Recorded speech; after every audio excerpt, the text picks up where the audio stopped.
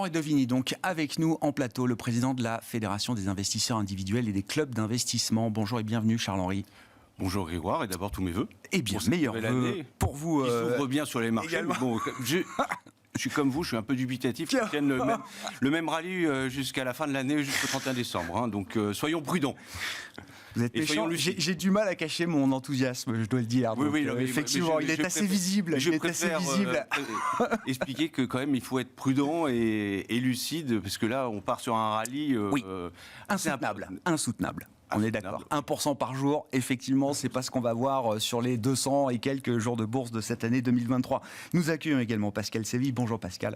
Ravi de vous retrouver. Vous êtes team manager chez Oddo BHF, banque privée. Je commence avec vous, Charles-Henri. Bon, les vœux de la fédération, c'est l'occasion de rappeler un peu comment fonctionne la Fédération des investisseurs individuels en France, l'état des forces en présence, qu'est-ce que représente la fédération et comment est-ce que la fédération anime la communauté des investisseurs individuels en France. Donc oui, la fédération, on a plus de 50 ans. On est la fédération qui rassemble le plus d'investisseurs individuels, qu'ils investissent dans des entreprises cotées ou dans des entreprises non cotées, qu'ils interviennent aussi en gestion directe ou en gestion indirecte à travers des fonds. Nous, on appelle ça de l'investissement audacieux. Hein, voilà, on prend de l'audace. Vous êtes au bon endroit pour parler de l'audace, c'est la baseline de Smart Bourse. Voilà. Vive les audacieux. Voilà, et donc nous, on préconise et on veut valoriser ce type d'investissement audacieux auprès de nos concitoyens. Notre objectif est de faire de la pédagogie. On n'est pas là dans la réclamation, on n'est pas aussi pour la défense de l'actionnaire minoritaire, mais on est plutôt dans la pédagogie et expliquer pourquoi il est bon de mettre dans son portefeuille aussi des actions françaises ou européennes ou américaines pour valoriser son patrimoine. On est 100 000 adhérents, donc il suffit d'aller sur le site de la fédération f2ic.fr et vous pouvez devenir membre, c'est gratuit. À partir de là, nous transmettons de l'information. Nous organisons aussi des réunions dans les territoires, en région, par les provinces, pour que les acteurs du marché, que ce soit des sociétés de gestion, mais aussi des émetteurs, puissent aller à la rencontre de ces investisseurs et présenter leur stratégie de développement pour les entreprises, les produits pour les asset managers, ou pas forcément que les produits, parce qu'il faut éviter toutes les démarches un peu trop commerciales, mais en tous les cas, les enjeux sur lesquels ils veulent se positionner en tant qu'investisseurs. Ça permet d'accéder à une information à laquelle on n'a pas forcément accès quand on est tout seul, c'est-à-dire auprès notamment des émetteurs, des entreprises, et d'accéder à des échanges avec ces entreprises et ces émetteurs. On crée un dialogue. Très clair.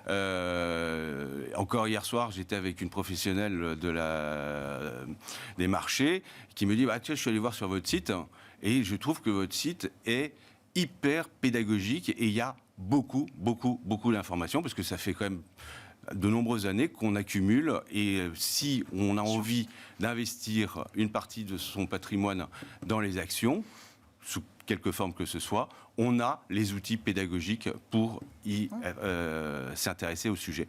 Et par ailleurs, on est là aussi pour les défendre. Je veux dire que ça nous arrive parfois de prendre des positions sur des sujets de gouvernance. Vous l'avez vu, on en avait parlé à une époque sur l'AG de Stellantis. Très clair. On est farouchement pour la mise en place des AG hybrides. D'ailleurs, il y a une tribune qui a été publiée ce matin dans l'opinion sur ce sujet par des profs de finance d'un certain nombre d'écoles de commerce.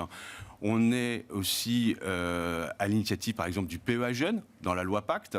Donc ça, c'est une idée issue de la fédération et qu'on a portée justement parce qu'on s'est dit pourquoi les jeunes de 18 à 25 ans ne peuvent pas avoir accès au PEA.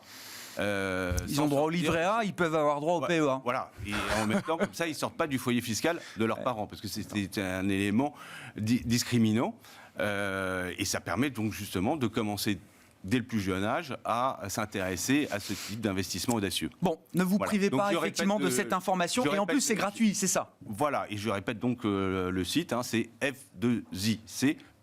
N'hésitez pas à y aller. Les enjeux pour les investisseurs individuels au démarrage de cette année 2023, peut-être un point rapide sur la réglementation. On avait déjà évoqué ce sujet avec vous. Alors, la réglementation européenne est mouvante en permanence, toujours un process en cours, on va le dire. Donc, on en est à MiFID II. Un des points importants pour les investisseurs individuels, notamment ceux qui sont conseillés par des conseillers en investissement, en gestion de patrimoine ou des banquiers privés, c'est qu'ils vont devoir déclarer leur intérêt en matière d'ESG. Ça, c'est très nouveau. Oui, alors donc ça depuis le mois d'octobre. Dans le cadre de MiFID II, les intervenants, donc les distributeurs de produits, doivent poser un certain nombre de questions aux investisseurs pour connaître leur degré d'appétence sur le E, le S et le G. Donc ça, c'est hyper important. Donc avant, il y a toujours les objectifs financiers, le profil de risque, la connaissance financière et l'expérience des clients. Ça, c'est MiFID 1, donc de 2007. Et maintenant, il va falloir aller voir quelle est la part du patrimoine qu'ils souhaitent investir dans ce type d'investissement ESG. Est-ce qu'ils souhaitent modifier des portefeuilles existants et quelles sont les sommes qu'ils veulent y consacrer et dans quel type sur quoi ils veulent investir. C'est l'environnement, est-ce que c'est le social ou est-ce que c'est la gouvernance? Donc après, il va falloir faire un mixte pour le distributeur pour pouvoir proposer les meilleures solutions. Alors après, il y a un vrai sujet, c'est qu'en fait, dans les produits actuels, qui sont classés, on appelle ça l'article 8 et l'article 9, est-ce que les entreprises qui sont dedans répondent à l'ensemble des critères? Et là, on a mis un peu on en avait parlé il y a quelques mois, on a mis un peu la charrue avant les bœufs, parce que les entreprises ne donnent pas, sont en train de compiler et de donner des informations justement sur le E, le S et le G, et donc en termes de les produits actuels, on a demandé aux fabricants de produits financiers de déclarer l'impact de leur stratégie, on va le dire comme ça, avant même que les entreprises dans lesquelles ils investissent aient une obligation de reporting standardisé sur différents critères extra-financiers. Il y a le SRDF et puis il y a le CRDF. Voilà, donc c'est...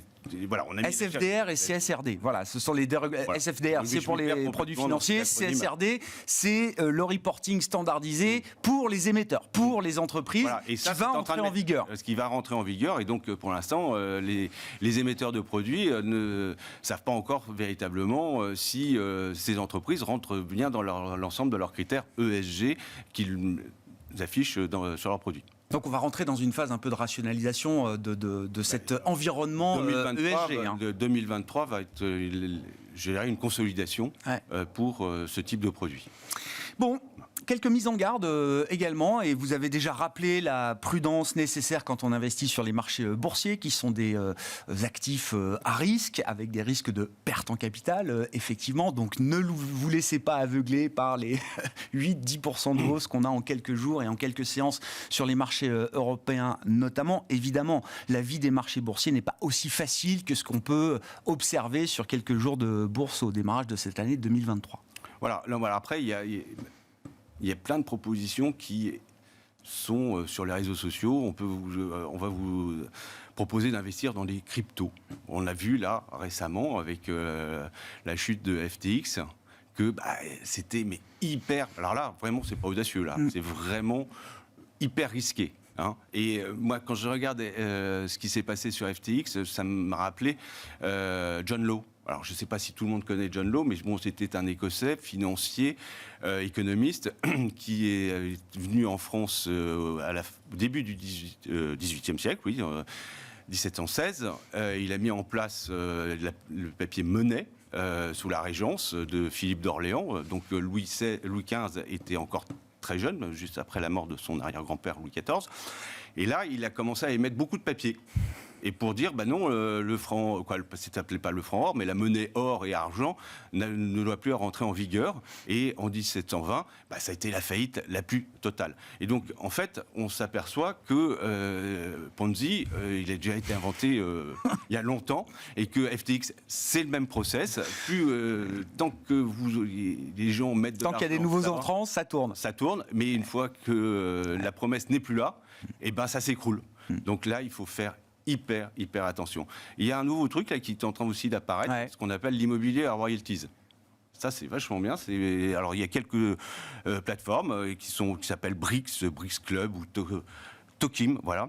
et qui vous propose d'investir entre 10, 100, 1000 euros dans l'investissement immobilier locatif. Ouais. Bon, on se dit, bah, c'est des STPI, oui. Chose. Mais alors avec des rendements largement supérieurs à 10%. Entre 10 et 15%. Ouais. Alors quand on connaît un peu l'immobilier, savoir qu'on peut avoir des rendements entre 10 et 15%, c'est pas possible. Non. Et en fait... Pas loin de ce que proposait FTX sur ses dépôts. Hein. C'était des rendements promis, garantis de 8-10%, vendus sans risque. Hein. Ouais, bon, voilà.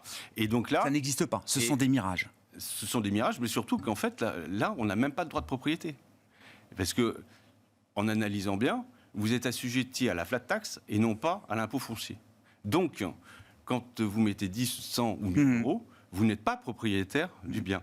Vous pouvez bénéficier du rendement des loyers, donc on vous paye, voilà. Vous pouvez aussi éventuellement gagner en plus-value parce que si le bien est vendu, mais la plateforme fait faillite ou vous n'êtes propriétaire de rien. Il n'y a pas de sous-jacent véritablement derrière. Donc c'est pour ça que moi je veux mettre en garde un peu tout le monde. Ouais. Et je remercie l'AMF de aussi ce travail de vigilance parce que l'AMF même va sur TikTok. Pour prévenir... j'espère bien, c'est là que ça se passe, oui. Bah oui, donc évidemment, mais c'est vachement intéressant de voir que même l'AMF communique sur TikTok pour prévenir de ce type de danger auprès des jeunes générations. Petite règle de base, mais je parle sous votre contrôle à vous deux. Enfin, le rendement garanti sans risque en France, il est, depuis aujourd'hui, je crois que ça va être annoncé par Bruno Le Maire, à 3% et quelques sur le livret A. Ça, c'est du rendement garanti sans risque. Il y a le livret populaire, oui, on va arriver populaire, à 6%. D'accord. Mais ce que je veux dire, c'est que quand vous voyez des promesses de rendement qui sont 2, 3, 4 fois le rendement français sans risque du livret A, posez-vous des questions. Oui, voilà. Je veux dire, il y a des mirages évidemment absolus et on ne fait pas 10% de rendement sans prendre de risque sur les produits financiers. Bien sûr. Voilà. Petite règle, oui. Pour vous dire, voilà, quand vous avez ce mirage des rendements qui vous sont proposés, et puis il faut regarder net de frais, etc. Enfin, je veux dire, chacun fait son travail par rapport à ça, mais les mirages existent dans cet environnement financier. Alors, autre conseil, ne souscrivez pas à un produit directement sur Internet. Malheureusement, c'est quand même un peu le sens de l'histoire. Mais tant que vous ne connaissez pas qui est derrière, bien sûr. Renseignez-vous aussi sur qui est l'émetteur de ce type de produit. Et voyez s'il y a vraiment pignon sur rue, quels sont aussi ses agréments, ce genre de choses, parce que là, vous partez vers l'aventure, comme on dit.